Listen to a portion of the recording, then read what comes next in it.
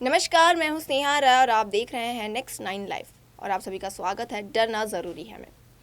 आज हम आपको एक ऐसी कहानी के बारे में बताएंगे जो एक रेलवे स्टेशन की कहानी है। रेलवे स्टेशन के पीछे एक घर है जहां पर कुछ लड़कियां अपने ग्रुप में रहती थी। कुछ दिनों उन लोगों ने ऐसी घटनाएं हुई उनके साथ जो सुनकर आप भी उस पर विश्वास नहीं करेंगे। तो चलिए आज हम आपको अपने रिपोर्ट में बताएंगे कि आखिर ये पूरी कहानी क्या है। यहाँ हम आपको एक छुपी हुई सच्ची कहानी के बारे में बताते हैं। जो कहानी कहती है, मुझे इन सब जगहों पर कभी विश्वास नहीं हुआ, लेकिन कभी कभी कुछ ऐसी बातें हो जाती है जिनके बारे में आप भी आश्वस्त नहीं हो सकते। जब भी आपको लगे कि कोई पास ना हो तो आप ऐसा सोच भी नहीं सकते। चलिए हम आपको पूरी कहानी बताते हैं। ये तब की बात है जब मैंने पढ़ी रिलीज की घर में सामान में अपनी हिस्सेदारी रखी थी। हमारे कॉमरेडों का एकदम रेलवे लाइन के पीछे था और वहाँ से हमेशा के लिए रेल की रफ्तार का शोर हम सभी कॉमरेडों के बच्चों को बहुत परेशान करता था और साथ ही सभी खिड़कियों और दरवाज़ा हिलना शुरू कर देते थे। मेरा कमरा चौथी मंजिल पर था और मैं 2 और लड़कियों के साथ वहाँ रहती थी। अभी भी मुझे याद है कि मैं वहाँ 3 या 4 बजे ही रुकी थे। एक रात मैं और मेरे साथ की बालकियों ने एक औरत की बहुत ही भयानक चिल्लाने की आवाज़ सुनी थी। सबसे पहले हमने सोचा था कि ये लड़की की बात है, लेकिन असल में ऐसा कुछ नहीं था। वो हर रोज़ हमें एक ही समय पर रातों रात तक ये आवाज़ें सुनाई देती थी।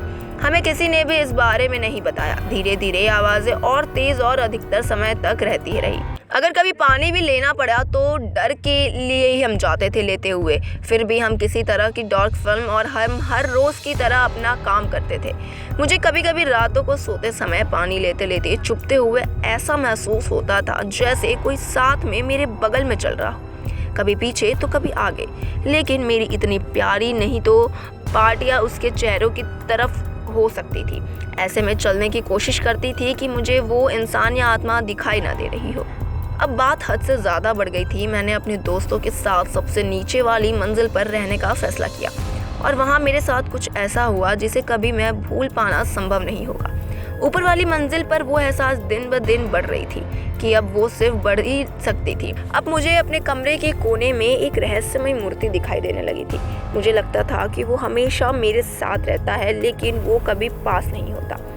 मेरी रातें सिर्फ और सिर्फ खौफ में बात करने लगी थी। नींद ने तो जैसे मेरा मुंह को मोड़ दिया था और मुझे कुछ समझ नहीं आ रहा था कि अब मैं क्या करूं, कैसे बात करूं। फिर उसके बाद एक रात मैं मरते मरते बच गई।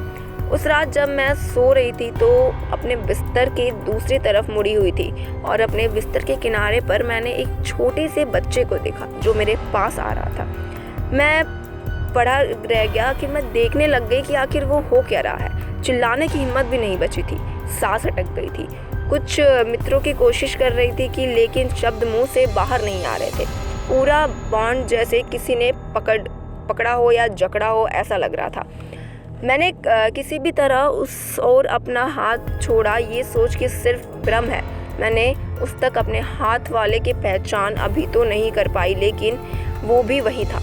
आखिर में मैंने अपने वार्डन के पास जाकर जैसे उसी किसी तरह से पूरी बातें बताई और ये देखा था जिसे मेरे साथ हुई सारी नींद की गुत्थी कहाँ गया था। उसने मुझसे कहा, मैं खुद इन सब नीत में विश्वास नहीं करता, लेकिन बहुत समय पहले यहाँ पर तीनों साहिल लोगों की चाल चली गई थी और ये वही रेलवे लाइन थी जो हमारे दोस्तों के ठीक पीछे की तरफ थी। इस घटना के बाद यहाँ कई लोगों ने बिल्कुल वैसा ही महसूस किया जैसा कि मुझे बताया गया। लेकिन तुम में से सभी को अपने ऊपर हावी नहीं होना चाहिए और जांच रखनी चाहिए। भगवान में विश्वास रखो, कोई प्रिजन कुछ नहीं हो बनेगा। फिलहाल के लिए इतना ही। ऐसे ही कहानियों के लिए देखते रहे नेक्स्ट 9 लाइव। Good bye.